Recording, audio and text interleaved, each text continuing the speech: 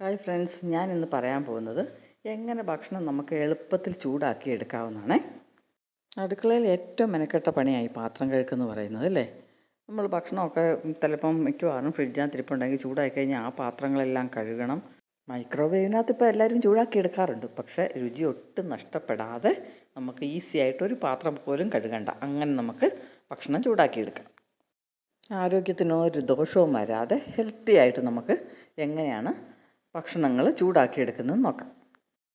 നമ്മുടെയൊക്കെ വീട്ടിൽ വാഴ കാണും. ഒരു വാഴയെങ്കിലും ഇല്ലാത്ത വീടുകൾ ചുരുക്കമാണ്.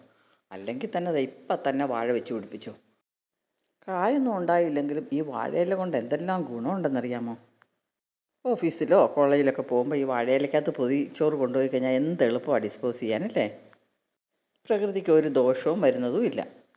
അപ്പോൾ ഏത് ഭക്ഷണം ചൂടാക്കണമെങ്കിലും ആദ്യം ഇതുപോലെ വാഴയില എടുക്കുക, നമ്മളൊന്ന് വാട്ടിയെടുക്കണം. കണ്ടോ, ഇങ്ങനെ വാട്ടിയെടുത്ത് കഴിഞ്ഞാൽ നമുക്ക് പൊതിയാൻ എളുപ്പമായിരിക്കും. ഞാനിപ്പോൾ ചൂടാക്കാൻ പോകുന്നത് ഇന്നലെ ഉണ്ടാക്കി വെച്ച വെർമിസെല്ലിയുടെ ഉപ്മാവുണ്ടേ. അപ്പോൾ ആ ഉപ്മാവാണ് ഞാനിന്ന് ചൂടാക്കാൻ പോകുന്നത്. ഇങ്ങനെ ചൂടാക്കുമ്പോൾ അതിൻ്റെ രുചിയും പോകത്തില്ല, സോഫ്റ്റ്നെസ്സും നഷ്ടപ്പെടത്തില്ല.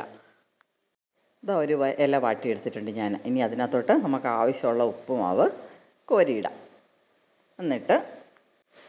എന്നിട്ട് പൊതിഞ്ഞെടുക്കാം. എനിക്കിപ്പോൾ കുറച്ച് മതി, അതുകൊണ്ടാണ് ഞാൻ ചെറിയ ഇല എടുത്തിരിക്കുന്നത്. നിങ്ങൾക്ക് വലിയ ഇല വേണമെങ്കിൽ അങ്ങനെ എടുക്കാം. എന്നിട്ട് ഇതൊന്ന് പൊതിഞ്ഞ് ഇത് കണ്ട ഒരു ദോശക്കല്ലെടുത്തിട്ട് അതിൻ്റെ മുകളിലേക്ക് വെക്കുക. തീ കുറച്ച് വെച്ചിട്ട് ഒരു മൂടി കൊണ്ട് മൂടിക്കും.